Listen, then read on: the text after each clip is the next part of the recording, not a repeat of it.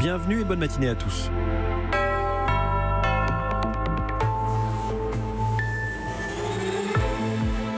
Europe Matin, votre matinale info sur Europe 1. François Geffrier.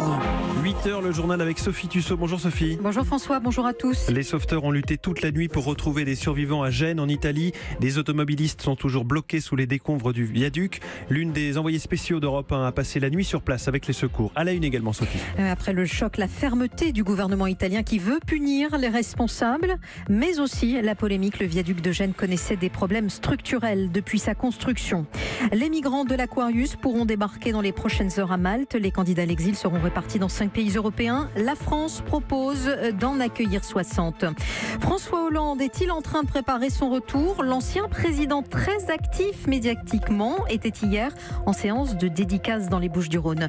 Et puis comme chaque mercredi, Europe 1 vous emmène au cinéma. Aujourd'hui, Le Monde est à toi, une comédie de Romain Gavras avec Isabelle Adjani. Au programme après le journal, 2 invités à 8h15, 2 journalistes italiens qui connaissent bien à la fois la façon dont les infrastructures, les autoroutes sont construites et entretenues en Italie et la façon dont la politique italienne fonctionne et peut avoir une part de responsabilité dans ce qui est arrivé hier. Massimo Nava et Marco Grasso en direct avec nous dans un quart d'heure. Vos questions sur Twitter avec le hashtag 1 matin. Toute la nuit, sans relâche, des centaines de secouristes ont tenté de retrouver des survivants sous les tonnes de ciment du viaduc et qui s'est effondré hier à Gênes. En s'écroulant sur 200 mètres, le pont Morandi qui passe au-dessus de la ville a précipité 45 mètres plus bas les véhicules qui le traversaient. Le bilan, toujours provisoire, est déjà très lourd. Au moins 31 personnes tuées. Il y a également de nombreux blessés graves. Gwendoline de Bono, l'une des envoyées spéciaux d'Europe 1 à Gênes, a passé la nuit avec les secours près des décombres. Dans la nuit, des projecteurs éclairent le lit du fleuve asséché où le segment du viaduc s'est effondré. La remorque d'un 33 tonnes est plantée à terre en diagonale comme un couteau dans du bois. Le risque ne détache pas son regard de la scène. Ce pompier volontaire de 22 ans, originaire de Nice, revient tout juste de la zone de recherche. C'est une casse automobile.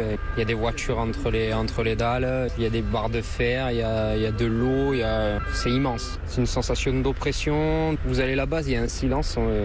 Là, je viens parce que j'ai envie d'être utile, et être utile, c'est d'aller chercher les gens. Pour l'instant, lui n'a pas trouvé de survivants, Pierre Villardry non plus. Niçois lui aussi, ce pompier a passé 1 heure au milieu de la tôle et des gravats. Ces 2 chiens de recherche ont marqué l'arrêt devant une voiture identifiée par les secouristes italiens. Ils avaient localisé quelque chose et ils voulaient vraiment en avoir la confirmation. Donc on a pris les chiens, on les a passés. Il y avait malheureusement un véhicule avec un enfant à l'intérieur qui était malheureusement décédé. Et après, ils ont dégagé. Après, il fallait venir les appareils pour découper la tôle, enlever le béton, enlever la ferraille. Voilà, il a été sorti 1h30 après qu'on l'ait trouvé, quoi. S'il garde pourtant espoir de voir des rescapés, c'est qu'il estime que la configuration des lieux offre des poches de survie possible entre les blocs de béton. Vu le nombre de secouristes et de pelleteuses sur zone, dit-il, il nous faudra 24 heures pour être fixés. Gênes, Gwendoline de Bono, Europe 1. Et le choc a rapidement fait place à la polémique. L'enquête devra déterminer les responsabilités. Matteo Salvini, le ministre italien de l'Intérieur, se rendra sur place cet après-midi. Il a promis que les responsables paieraient très cher ce qui s'est passé. On ne peut pas mourir comme ça en plein après-midi d'été. Ce viaduc, je l'ai parcouru moi aussi, comme tant de gens, une centaine de fois. Il ne peut pas y avoir de doute. Aujourd'hui, je ferai tout pour obtenir les noms et prénoms des responsables d'une tragédie inacceptable en 2018. Ce n'est pas possible. Je veux comprendre qui devait faire quelque chose et ne l'a pas fait, parce qu'un orage ne peut pas faire tomber un pont. Matteo Salvini, le ministre italien de l'Intérieur. Le pont Morandi, construit dans les années 60, connaissait des problèmes structurels avec de nombreuses fissures et une dégradation de son béton. Le journaliste italien Paolo Levi revient sur l'architecture de ce viaduc dont l'infrastructure avait déjà été remise en question par le passé. L'infrastructure routière, du moins à Gênes, a montré toutes ses failles.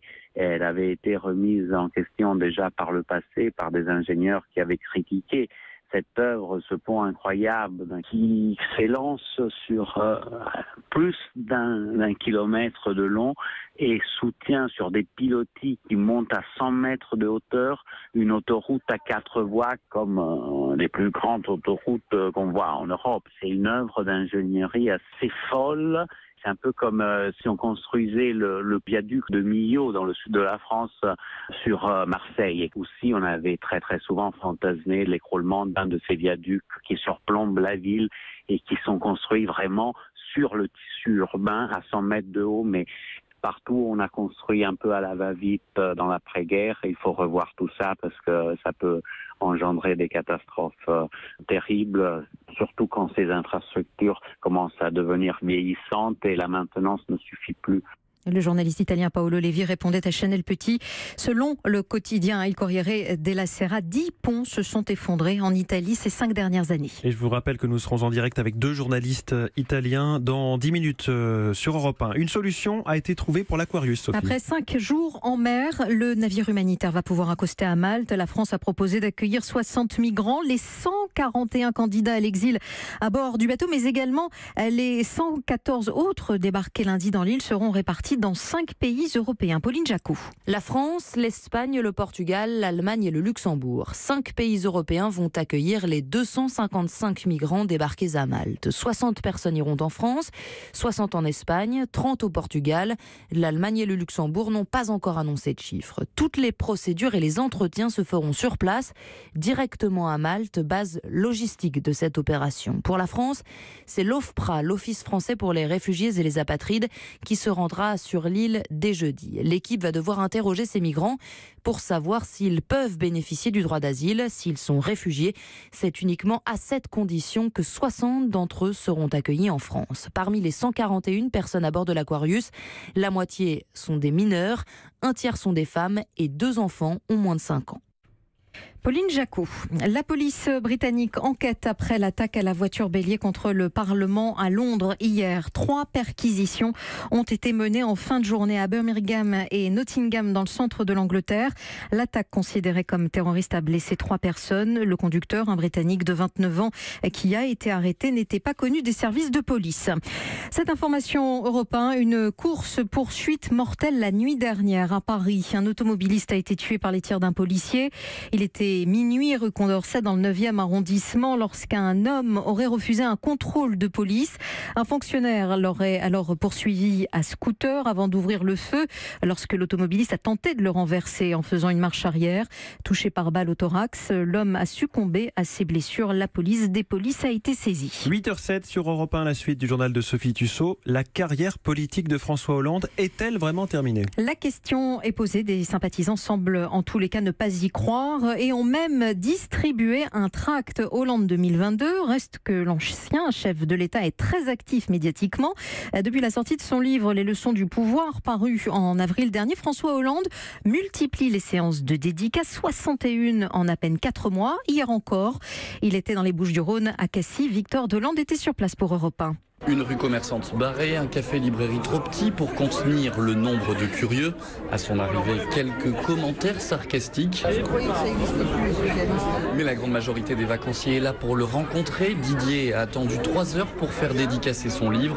Il croit et espère son retour en 2022. J'ai voté pour lui et j'ai été déçu qu'il ne se représente pas et je suis venu pour le soutenir. C'est-à-dire que s'il se représente en 2022, je ferai partie des gens qui le soutiendront. Daniel, lui, a toujours voté à droite, mais si François Hollande revient, il pourrait changer d'avis. Vu la situation dans laquelle la droite s'est mise par sa propre faute, je regarde d'un peu plus près ce qu'a fait l'ancien président et je me dis que, ma foi, moi je crois qu'il devrait se représenter aux prochaines élections. L'ancien président, lui, esquive les questions sur son futur. Il veut simplement parler aux Français. Je vais continuer à faire ce que j'ai engagé, c'est-à-dire aller à la rencontre des Français à travers ce livre. Je me suis donné jusqu'à l'automne pour le faire. Puis après, nous verrons bien. Une seule certitude, sa popularité. Un chiffre en atteste, près de 105 000 personnes ont déjà acheté son livre et le tirage initial a été multiplié par 2. À Cassis, Victor Deland, Europe 1. Une page cinéma pour refermer ce journal avec la sortie en salle aujourd'hui du film de Romain Gavras. Le monde est à toi avec Isabelle Adjani. C'est le coup de cœur de Mathieu Charrier. Il y a des longs métrages qui redorent le blason des comédies à la française. Le monde est à toi en fait partie. C'est une sorte de parodie de film de gangster. L'histoire de François, joué par Karim Leclou, petit dealer de banlieue qui veut ouvrir la franchise des glaces Mr Freeze au Maroc. Il demande alors à sa maman, Isabelle Adjani, de lui rendre ses économies. Tu les as pas jouées mes économies, tu m'as pas fait ça. Mais en fait, tu prends pour qui ? Et oui, cette maman gangsta à la tête d'un gang qui cambriole les grands magasins déguisés en saoudienne, cette maman a tout perdu au jeu. François accepte alors de faire un ultime go fast depuis l'Espagne, de ramener de la drogue pour le compte de Poutine, le dealer de la cité, qui l'envoie sur place avec les deux Mohamed, plus stupides l'un que l'autre. François va aussi devoir supporter sa mère, son amour d'enfance, son ex-beau-père. C'est Vincent Cassel, adepte de la théorie du complot et des Illuminati. C'est le deuxième long métrage de Romain Gavras qui s'est formé à l'école des clips musicaux. Et ça se voit dans la construction du film. C'est d'ailleurs ce qui a séduit Isabelle Adjani. Son univers pop m'a attirée. Je me suis dit, mais j'ai quelque chose à faire là. Lui le sait, donc allons vers l'inconnu. Ça réserve peut-être une belle surprise. Le Monde est à toi est un film qui épouse les clichés pour mieux les ridiculiser avec un rythme effréné. Romain Gavras tend vers l'esthétique pop dans ses couleurs, ses références et livre un film inclassable, mais qui fera date dans la carrière de ce jeune réalisateur. Mathieu Charrier, le monsieur cinéma d'Europe 1. Et c'était le journal de Sophie Tussaud. Merci Sophie. Europe 1.